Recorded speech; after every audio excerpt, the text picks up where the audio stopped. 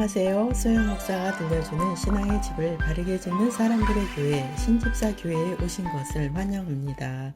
오늘의 주제는 에스겔 성전. 본문은 에스겔 40장에서 44장까지의 내용입니다. 에스겔 선지자가 바벨론에 잡혀온 지 25년이 되는 해, 즉 주전 573년에 하나님의 능력으로 이끌림을 받아서 새 성전을 보게 됩니다. 유다 백성들은 희망이 없이 절망의 세월을 보낸 것이 25년이 된 해였습니다. 에스겔은 제사장 가문으로 성전에서 하나님을 섬겼던 신분이었습니다. 그는 25년 동안 솔로몬 성전이 무너진 것을 생각할 때 마음이 무척 괴로웠을 것입니다. 에스겔은 하나님의 계시를 보게 됩니다. 에스겔 40장 1절 우리가 포로된 지 25년째 되는 해 성읍이 파괴된 지 14년째 되는 해의 그 해 첫째 달 10일 바로 그날 여호와의 손이 내 위에 있어 그분께서 나를 그곳에 데려가셨다.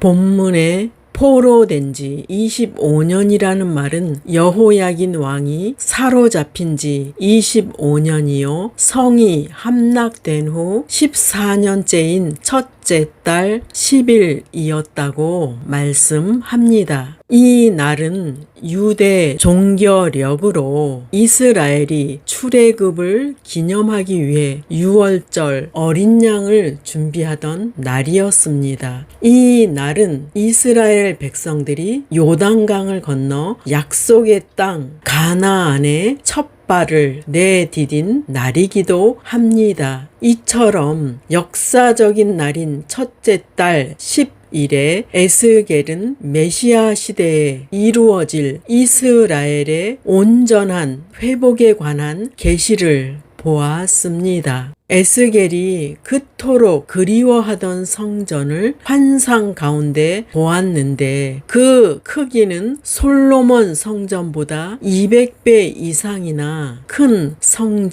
성전이었습니다. 에스겔은 환상 가운데서 성전을 보았을 때 기쁨이 충만했을 것이고 그 성전의 구조를 측량하면서 희망이 생겼을 것입니다. 그러면 하나님께서 에스겔에게 새 성전을 보여주신 이유는 무엇일까요? 첫째, 이스라엘 백성들의 회개를 촉구하는 것입니다. 그들은 예루살렘 성전에서 범죄를 하였고 그 죄의 결과로 하나님의 영광은 성전에서 떠났습니다. 그 죄의 결과로 유다 백성은 바벨론의 포로가 되었습니다. 에스겔은 유다 백성의 지은 우상 숭배의 죄를 주전 592년에 보았습니다. 그것은 예루살렘 성전 안에서 행해졌던 우상 숭배에 관한 것이었습니다. 1번 성전의 북향한 문에 질투의 우상. 에스겔 8장 5절 그가 내게 이르시되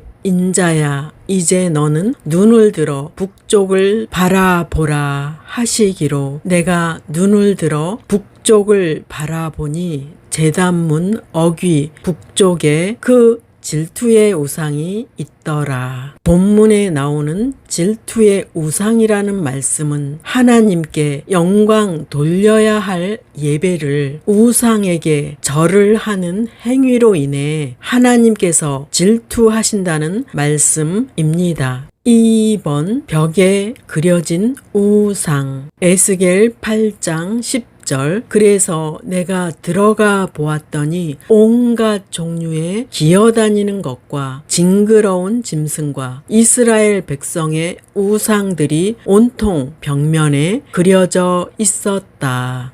예루살렘의 장로들은 온갖 종류의 곤충들과 가증한 짐승들과 각종 우상을 숭배하고 있었습니다. 그들은 사람들의 눈을 피해 은밀한 장소에서 우상을 숭배했기에 다른 사람은 아무도 모른다고 생각했을 것입니다. 그러나 본절에서 보듯이 하나님께서는 모두 알고 계셨고 그 사실을 에스겔 선지자에게 환상으로 보여주셨습니다. 그리고 그 우상 숭배하는 자리에 유다의 장로 70명이 있었습니다. 3번 담무스의 우상. 성전 안뜰로 들어가는 북문의 입구에서 여인들이 담무스를 위하여 애곡하고 있었습니다. 담무스는 바벨론에서 생명의 신으로 숭배되는 남신인데 그들은 이 신이 봄에 생물을 생육시키는 일을 하다가 한 여름인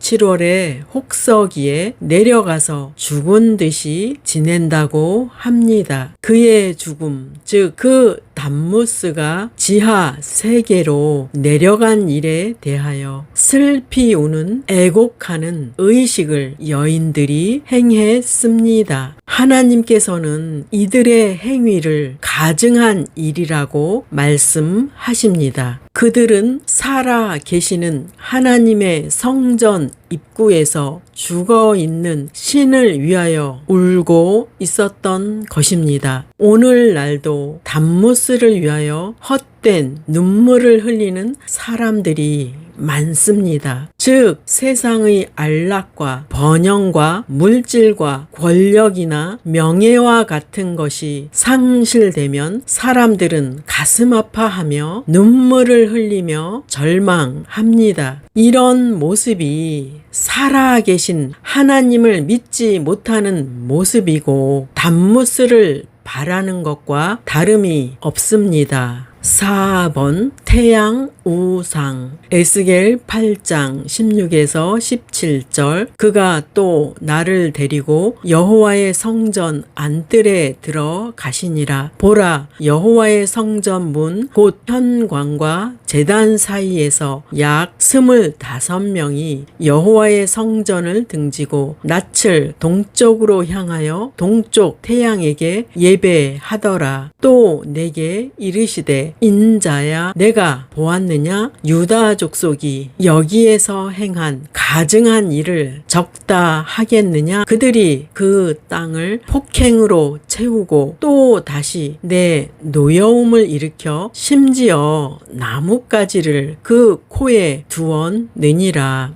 이제 에스겔은 예루살렘 성전 안뜰로 인도되었습니다. 종교의 타락은 항상 종교 지도자들로부터 시작됩니다. 거기에서도 가증한 우상 숭배가 행해지고 있었는데 이번에는 25인의 남자들에 의해서 행해지고 있었습니다. 그들은 아마도 24 반열에 속하는 제사장 한 사람씩과 대제사장이 합해져서 25명입니다. 그들은 성전을 등지고 서서 태양이 떠오르고 있는 동쪽을 바라보면서 태양을 경배하고 있었습니다. 그들이 나뭇가지를 그 코에 두었다라고 하였는데 그것은 그들이 신성한 태양이라고 여기는 광선이 인간의 숨결로 인해 더럽혀지지 않도록 종려나무나 석류나무 등의 가지를 묶어서 잎과 코를 가리는 제사 행위였습니다. 이렇게 이스라엘 백성들의 삶은 우상 숭배하는 타락으로 나타났습니다. 그들이 타락하자 이스라엘 땅은 강포해졌고 폭력과 거짓이 난무했습니다. 5번 하나님의 분노. 에스겔 8장 18절. 그러므로 나도 분노로 갚아 불쌍히 여기지 아니하며 긍휼을 베풀지도 아니하리니 그들이 큰 소리로 내 귀에 부르짖을지라도 내가 듣지 아니하리라. 하나님께서 분노를 일으키신 이유는 이스라엘의 범죄였습니다. 죄는 하나님과의 관계를 단절시켰고 그분의 분노를 일으켰고 심판을 초래했습니다. 하나님께서는 이스라엘 백성의 역겨운 죄로 인해 더 이상 성전에 머무실 수가 없었습니다. 결국 우상 숭배의 죄가 하나님께서 성전에서 떠나시게 만들었고 성전은 바벨론에 의해 파괴됩니다. 그리고 25년이 지난 후 하나님께서는 새로운 성전을 에스겔에게 보여 주시면서 지난날의 죄를 부끄럽게 하며 그들이 회개하기를 원하셨던 것입니다. 둘째, 하나님께서는 에스겔이 계시로 본 성전을 백성들에게 전달하라고 말씀하십니다. 에스겔 40장 4절. 그 사람이 내게 이르되 인자야 내가 내게 보이는 그것을 눈으로 보고 귀로 들으며 내 마음으로 생각할지어다. 내가 이것을 내게 보이려고 이리로 데리고 왔나니 너는 본 것을 다 이스라엘 족속에게 전할지어다 하더라. 이스라엘 백성들은 사방이 꽉 막혀 있는 암울한 상태에 놓여 있었습니다. 그때 하나님께서는 에스겔에게 계시로 새로운 성전을 보여주셨고 그 본 것을 백성들에게 전하라고 말씀하십니다. 하나님께서 환상 가운데 에스겔을 데리고 간 성전은 이스라엘의 가장 높은 산 위에 있었습니다. 이사야 선지자도 마지막 날에 세워질 여호와의 성전이 여호와의 산 위에 있다고 예언했습니다. 예루살렘 성전은 파괴되었지만 계시로 보여주신 성전은 높은 산 위에 당당히 세워져 있었습니다. 1번 에스겔 성전. 에스겔 45장 2절. 그 가운데서 길이가 250m, 너비도 250m 되는 정사각형 땅은 성전이 들어설 자리며 그 둘레의 사방으로 너비가 25m 되는 땅은 그대로 남겨두어라. 에스겔 성전은 이 땅에서 한 번도 지어진 적이 없는 성전입니다. 그 구조는 사방이 완전히 똑같은 정방향의 구조였습니다. 에스겔 성전의 크기는 솔로몬 성전보다 200배가 넘는 크기입니다. 2번 성전의 담. 에스겔 성전의 담의 두께는 폭과 높이가 3m가 넘습니다. 이렇게 두터운 담이 둘러 있는 것은 거룩한 성전에는 속된 것이 침범할 수 없다는 것을 보여주는 것입니다. 그 성전은 어떤 군대도 파괴할 수 없는 성전이요. 그 성전은 우상 숭배하는 자들이 가까이 할 수 없는 성전입니다. 본문의 그 성전은 거룩한 곳과 속된 것을 완전히 구별하기 위한 것이라고 말씀합니다. 그 두터운 담은 바로 거룩하신 주님을 모신 성도가 가장 안전하고 위험과 두려움 없이 보호받을 수 있는 장소라는 말씀입니다. 그래서 믿는 우리는 성전 되시는 주님 안에 있을 때 안전하고 두려움 없이 보호받을 수 있습니다. 3번 성전 안의 문. 성전 안의 문은 하나님의 지시대로 들어가고 나올 수 있도록 철저히 통제되었습니다. 이 문은 죄를 지은 자가 들어갈 수 없고 이방인들이 들어갈 수 없는 문입니다. 그리고 그 문은 하나님께서 허락한 자만이 들어갈 수 있습니다. 이 문은 바로 예수 그리스도를 상징합니다. 예수의 보혈로 용서받은 자들이 그 문으로 들어갈 수 있습니다. 4번 성전의 방. 성전의 방들은 맡은 바 사명 완수를 위한 거룩한 장소였습니다. 그 방이란 하나님을 섬기기 위한 제사장과 레위인을 위한 방이었습니다. 그 방의 역할은 성소와 지성소에 집중되어 있어야 합니다. 이스라엘 백성들이 포로 귀한 이후에도 성전 안에 있는 방을 암몬 사람이었던 도비야가 사용하게 했습니다. 느헤미야는 도비야를 성전의 방에서 그의 짐과 함께 쫓아내었습니다. 성전의 방은 하나님을 섬기기 위한 방이 되어야 합니다. 우리의 마음 성전도 하나님을 섬기기 위한 거룩한 방이 되어야 합니다. 하나님을 섬기는데 방해가 되는 것을 내어 쫓아야 합니다. 그 계시로 보여주신 성전과 방과 담과 뜰의 치수는 정확하게 측량되었고 그 성전은 완벽했습니다. 성도는 이 땅에 삶을 마친 후에 하나님의 말씀대로 정확하게 계산하여 심판받는다는 것을 기억하십시오. 그래서 우리는 항상 보혈을 의지하여 죄를 용서받고 우리의 삶은 성령의 인도를 받아야 합니다. 5번 번제단. 본문은 번제단의 규례에 대해 상세히 설명하고 있습니다. 번제단은 죄인이 자신의 죄를 용서받고 하나님과 화목을 이루는 여러 가지 희생 제물이 드려지는 아주 특별한 곳입니다. 하나님께서는 번제단의 봉헌 규례를 수행할 사람을 말씀하십니다. 그 봉헌의 규례는 오직 사독의 자손에게만 주신다고 말씀했습니다. 성전 제사에 봉사하는 직분은 레위 자손 중에서 아론 자손들이 담당했는데 본문에서는 사독의 자손에게만 주신다고 말씀하십니다. 그 이유는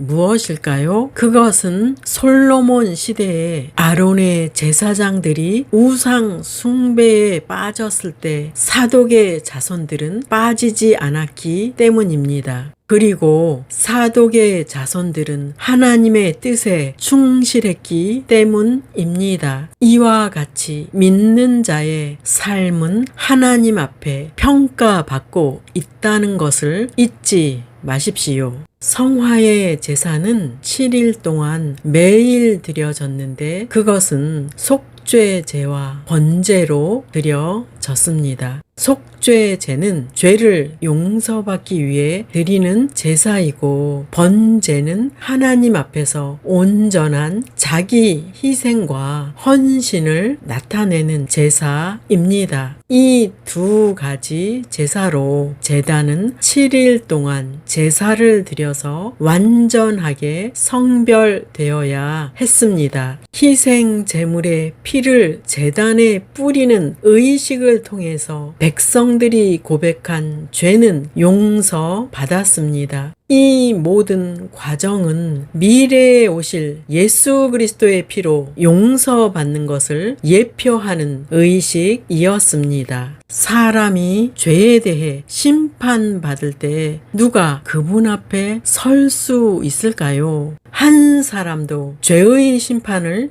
피할 수 없습니다. 그러므로 사람은 예수 그리스도의 피를 믿음으로 원죄를 용서받게 됩니다. 그리고 매일 짓는 죄도 예수 그리스도의 피로 자주 씻어서 용서받을 수 있습니다. 6번 이방인의 성전 봉사가 금지되었습니다. 에스겔 44장 7에서 9절 너희가 마음과 몸에 할례 받지 아니한 이방인을 데려오고 내 떡과 기름과 피를 드릴 때에 그들로 내 성소 안에 있게 하여 내 성전을 더럽힘으로 너희의 모든 가증한 일 외에 그들이 내 언약을 위반하게 하는 것이 되었으며 너희가 내 성물의 직분을 지키지 아니하고 내 성소에 사람을 두어 너희 직분을 대신 지키게 하였느니라. 주 여호와께서 이같이 말씀하셨느니라. 이스라엘 족속 중에 있는 이방인 중에 마음과 몸에 할례를 받지 아니한 이방인은 내 성소에 들어오지 못하리라. 레위 지파는 봉사를 위해서 하나님 앞에 구별된 사람이었습니다. 다시 말해 레위인은 이스라엘의 모든 장자들을 대신하여 전적으로 하나님의 회막에서 봉사하는 일을 했습니다. 이것은 하나님 앞에서 매우 중요한 임무였습니다. 그러나 후일에 레위인은 성전에서 요구되는 잡다한 일들, 즉 청소하는 일, 제사를 드릴 때 땔감을 준비하는 일, 정결 예식을 위한 물 깃는 일들의 실증을 느끼고 이방인들에게 맡겼습니다. 그 이방인들은 전쟁에서 포로로 잡혀온 사람들이었습니다. 성전에서 이방인을 제외시키는 이유는 그들은 할례 받지 아니한 자들이라는 데 있습니다. 이스라엘 사회에서 할례는 하나님의 언약을 맺은 백성임을 의미하는 상징적인 징표입니다. 즉 할례는 언약의 공동체의 일원임을 의미하는 것입니다. 구약의 할례는 신약에 와서는 세례를 의미합니다. 이스라엘 백성들은 몸의 할례를 통하여 마음의 할례에 이르게 되었고 언약의 백성임을 고백하면서 거룩한 백성의 삶을 살아야 했습니다. 이스라엘 사람들이 성전 봉사에 이방인들을 끌어들임으로써 하나님의 거룩함을 더럽히는 죄악을 저질렀습니다. 하나님께서는 이방인들을 성전 봉사에서 제외시키라고 명령하십니다. 그 이유는 언약의 공동체의 일원이 아니었기 때문에 제외된다는 말씀입니다. 성전은 하나님과 언약 백성 간의 교제의 장소이기 때문에 그곳은 언약의 공동체가 아닌 자는 들어올 수 없다는 말씀입니다. 거룩한 성전은 천국에 갈 수 있는 백성들의 모임이기 때문입니다. 셋째, 에스겔 성전의 영적인 의미. 에스겔 성전은 죄가 침범할 수 없도록 지극히 높은 산에 있었고 그곳은 거룩한 곳이었고 세상의 중앙에 있다고 말씀합니다. 이스라엘 백성과 에스겔은 보이는 예루살렘 성전이 파괴된 것을 마음 아파했습니다. 하나님께서는 그들의 현실에서 보이지 않는 성전을 에스겔과 백성들에게 보여주시면서 하나님께서 계시는 성전은 여전히 존재하고 있다는 것을 알려주셨습니다. 그 성전은 높은 곳에 있어서 적들의 침략을 받지 않는 장소였고 어떤 이방인도 들어올 수 없었고